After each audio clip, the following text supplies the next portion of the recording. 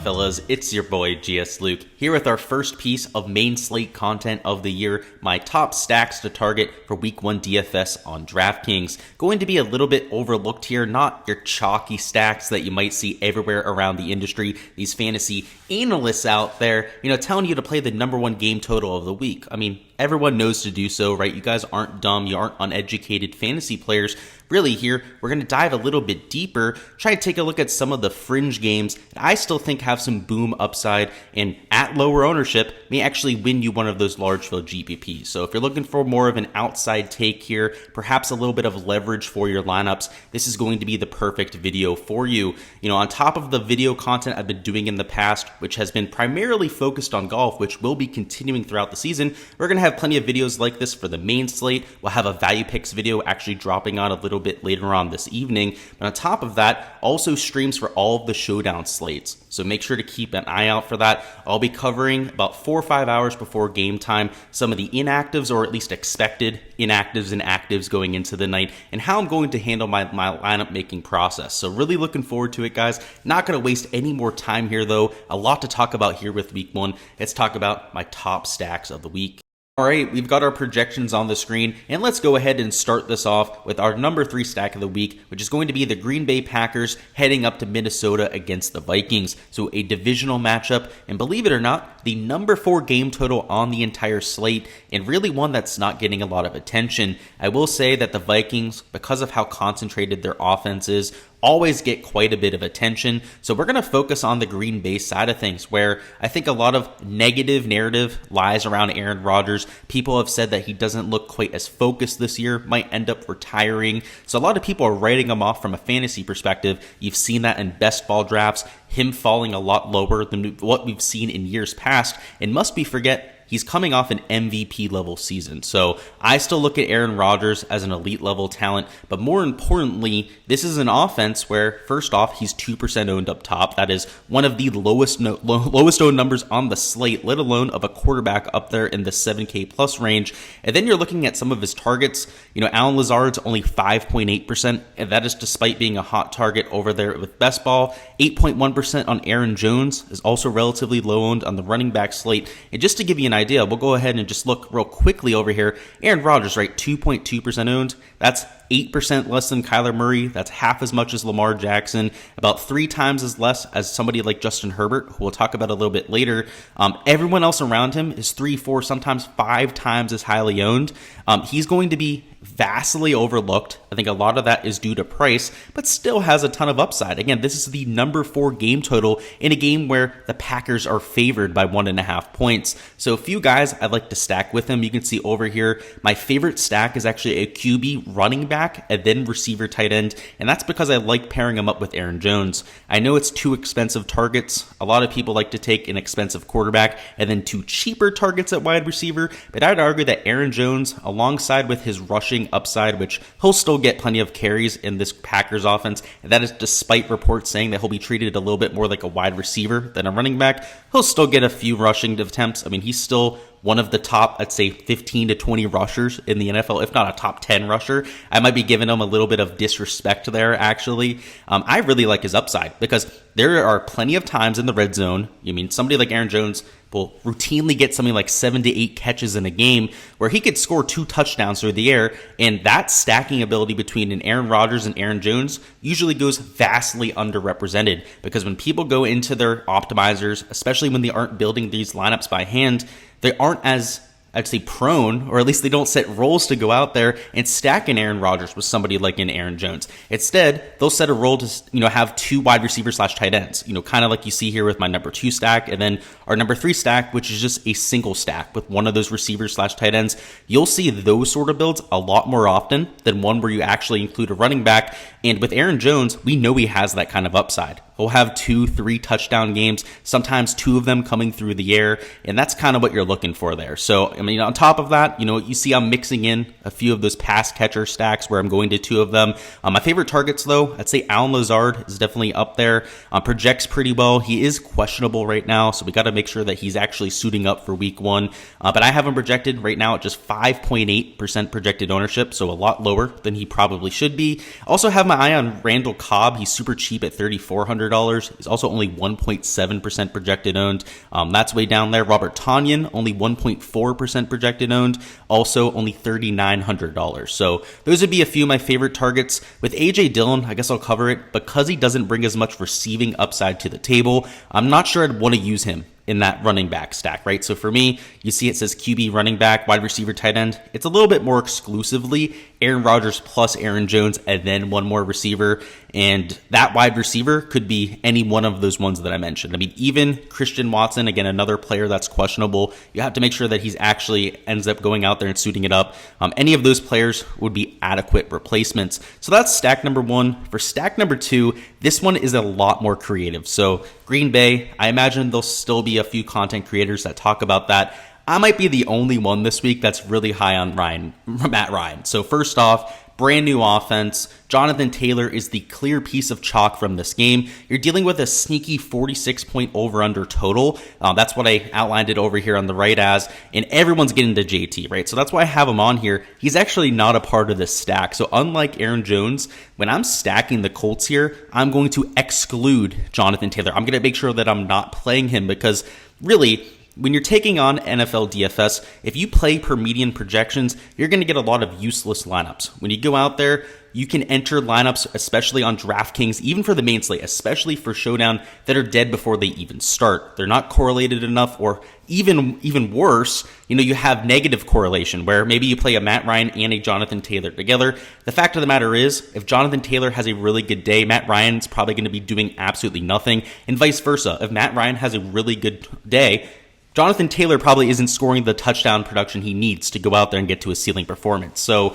you can see how I'm at 19.8% projected owned, and I actually think that might be a little bit low. Could very well come in higher owned than that, come closer to Sunday. But the fact of the matter is, nobody's going to play the narrative where Matt Ryan goes off, right? It's his first game here. He's known to be a little bit over the hump, older player at this point, but now he has a pretty serviceable offense. I mean, first off, that O-line is a lot better than what we had down there in Atlanta. And on top of that, pretty decent wide receiver core. I wouldn't say it's an upgrade, but Michael Pittman Jr. going into his second year could be a very sneaky target, especially for this week at just $5,500. Now I have him at 9.5% projected owned, but that's not anything outrageous, right? If you're matching him up with a Matt Ryan, he's only 4.4% projected owned, which is, again, higher than Aaron Rodgers. That's the crazy thing with A-Rod. No one's getting to him at all.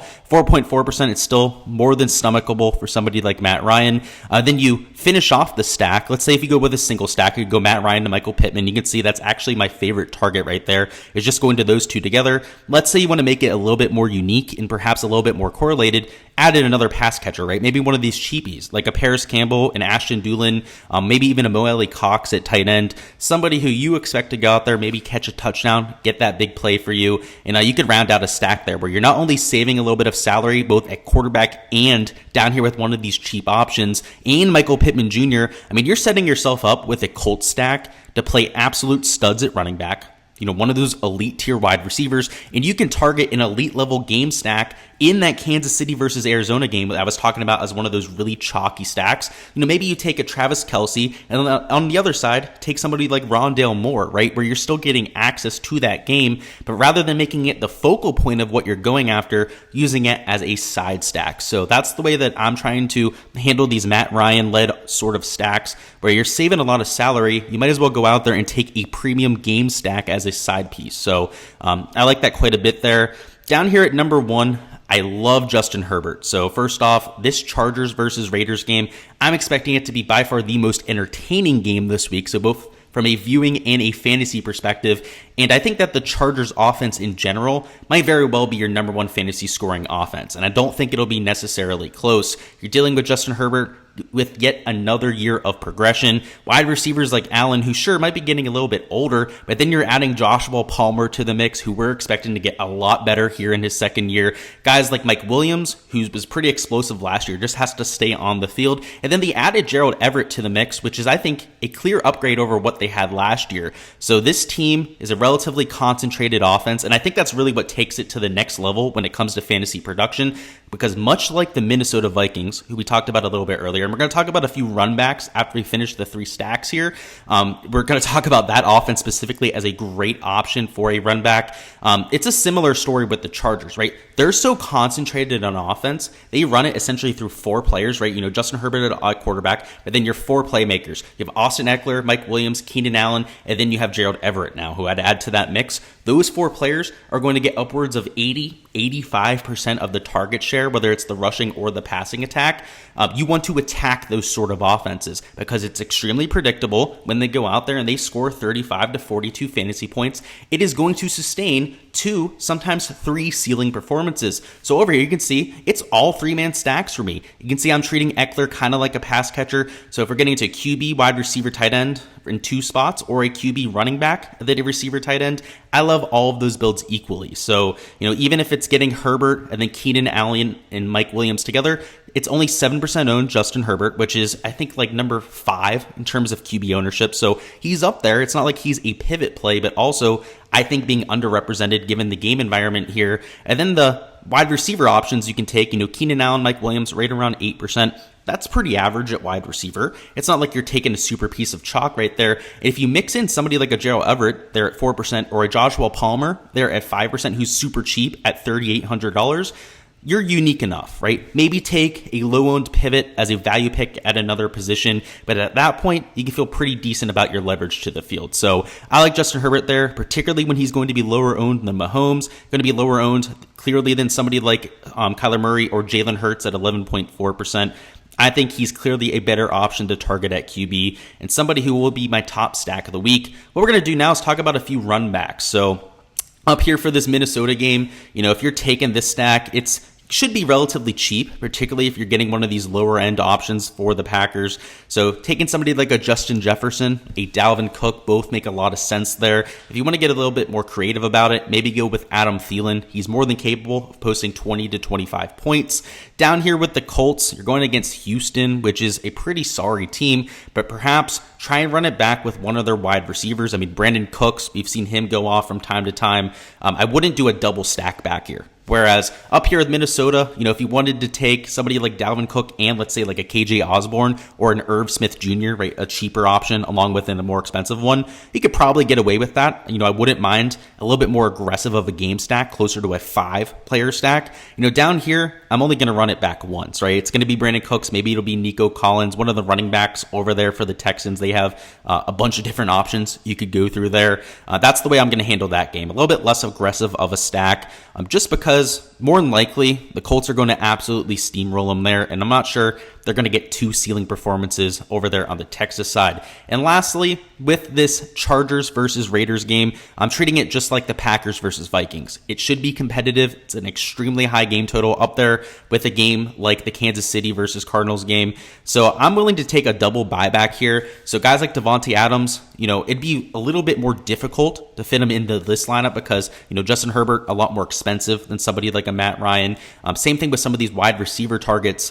So I'm trying to take a little bit more of a calculated approach. Maybe Hunter Renfrow, a little bit cheaper, right? You can fit him into that sort of build. You go down a little bit cheaper too, take one of the backup running backs over there for the Raiders. You got to be a little bit more creative with the run back. So I'd say that's the one disadvantage of getting to this stack alone, is that the run backs can be a little bit more expensive. I mean, same thing up there with that Aaron Rodgers stack. I mean, Justin Jefferson, Dalvin Cook are going to cost you an arm and a leg. So you definitely have some opportunity cost involved with getting to these higher total games, teams that just have more effective, higher paced offenses than the rest of the league. But this one in the middle here, right? This Indianapolis versus Houston game where you have that 46-point total, which is like number 5 or 6 on the slate, by the way. It's up there. And you're dealing with a team that's favored by so many points. You know, sure, Jonathan Taylor, right, running out the clock. That makes so much sense, right? But that's being represented by the field. What if Matt Ryan goes out there and just torches them? I mean, it's a bad team on defense, right? He's more than capable of going out there and imposing his will. We've seen that before, and sure, he's over the hump.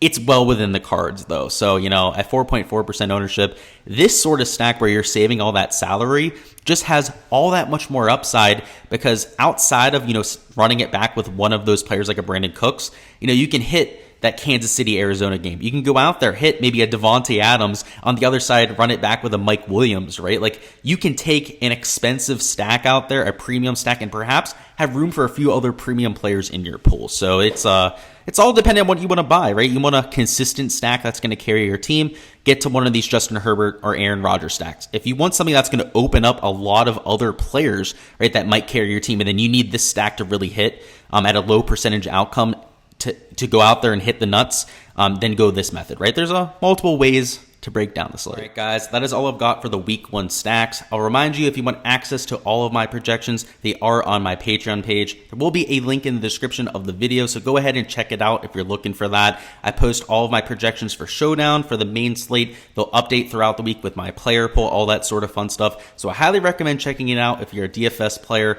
looking for access to cheap, also very readable, easy to access, and of course, one-on-one coaching with me on the Discord. We do golf content on there too. So if you join the combo tier, it is $16 a month as opposed to $10 a month for just golf or NFL. It's going to be a great value to you, right? Whether it's from the strategy side, projection side, just getting data to go out there and do your own sort of thing. It's all things that I think are very helpful for me. It's been very helpful for a lot of other people out there, and that I think you'll enjoy yourself. But until then, guys, best of luck with all of your lineups for this week. Expect to see some sort of value picks video dropping out later on tonight. Going to be some of the lower owned value picks this week, right? We're not going to talk about Daniel Jones, somebody like Isaiah McKenzie for the Thursday night slate, right? That's going to be a value pick. That's also like 40-50% owned. We're going to try to make it a little bit more unique, right? Value picks that can also perhaps get you a little bit of ownership leverage. So look forward to that video. Make sure you smash the like button on this video before you hop on out of there, and I'll catch you guys on the flip side.